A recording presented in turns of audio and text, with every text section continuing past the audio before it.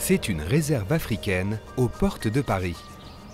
Thoiry, un parc zoologique de 150 hectares qui abrite environ 1500 animaux en semi-liberté. Avec un demi-million de visiteurs chaque année, c'est le 3e parc de loisirs le plus visité en Île-de-France. Le safari est l'activité phare du parc. 8 km de parcours, en voiture ou en camion, pour découvrir les animaux. La chance qu'on a avec le camion safari, c'est de pouvoir justement évoluer dans des endroits que les voitures ne peuvent pas accéder. Et ça permet d'aller au plus près, d'aller chercher au plus près des animaux qui auraient tendance des fois à s'écarter de la route et que les gens en voiture ne verraient pas très bien. J'adore la visite, j'aime bien. C'était quel animal que tu as préféré aujourd'hui? Le loup blanc. Pourquoi? Parce qu'il est tout blanc et j'aime bien parce qu'il est tout doux. On aime bien dans la famille prendre beaucoup de photos, donc là on s'éclate, on en profite là. Ce parcours arpente toute la réserve pendant 1h30. De quoi laisser le temps de s'émerveiller face aux 180 espèces d'animaux présentes dans le parc. Cette formule, c'est ce qui a fait la réputation de Thoiry, dès son ouverture en 1968. Un projet fou imaginé par Paul de la Panouse. 53 ans plus tard, il se souvient avec émotion qu'au départ, il était le seul à croire en son rêve.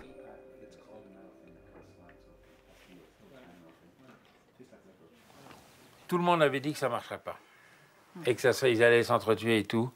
Alors je dois dire que quand on a ouvert 200 cages comme ça, et que les animaux sont sortis, je me suis dit, qu'est-ce qui va se passer? Les animaux ont couru, ils sont arrêtés, grand espace, ils ne connaissaient pas, commençaient à brouter. Et ce qui est très amusant, c'est qu'en une journée, tous les troupeaux étaient constitués, le chef, le bouc émissaire, exactement comme je l'avais prévu.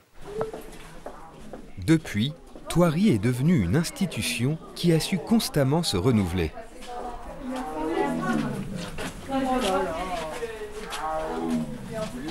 Allez, t'es déjà à côté là, vas-y, colle-toi la vitre.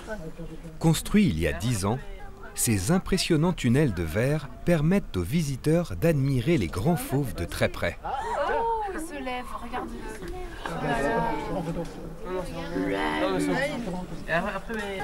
Les papas, t'as vu ça? Les enfants sont impressionnés, nous c'est différent, mais c'est un beau spectacle. Voilà. Ouais. On a presque envie de les caresser quand même. Ah ben moi j'adore les animaux, donc ouais, on dirait un gros matou quoi. Oui, complètement, ouais. Si tu te caresses, il va s'énerver.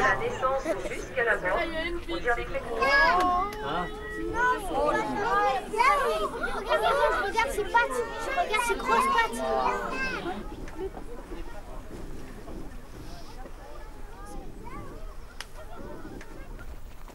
Loin du public, une équipe de choc se prépare pour une opération périlleuse. Déménager le plus grand serpent du monde, un anaconda. Je vais attraper, je vais partir au fond.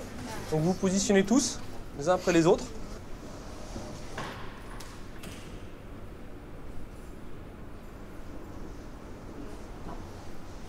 Elle n'est pas contente.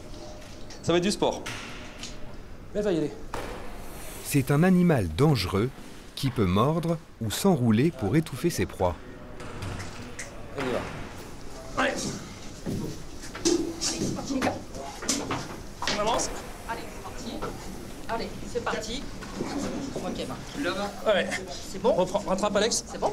C'est bon? Ils sont 7 pompiers de la brigade animale des Yvelines. On se recule. Attention, les gars. En sortant. Attention, je pique. Cathy Gibault, la responsable des reptiles, en profite pour lui faire une prise de sang. Bon, il va pas falloir que ça dure trop longtemps, là, Cathy. La mesure? Ouais.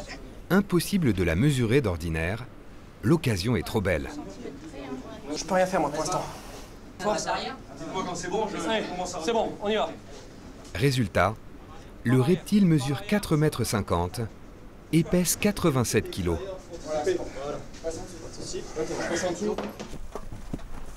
Quelques centaines de mètres plus loin, la femelle anaconda va découvrir sa nouvelle demeure.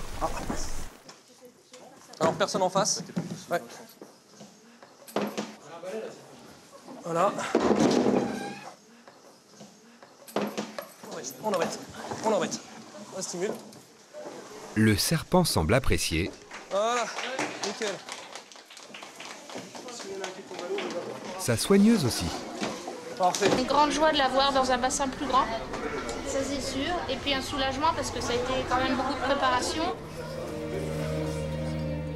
Le bien-être des animaux est une priorité à Thoiry.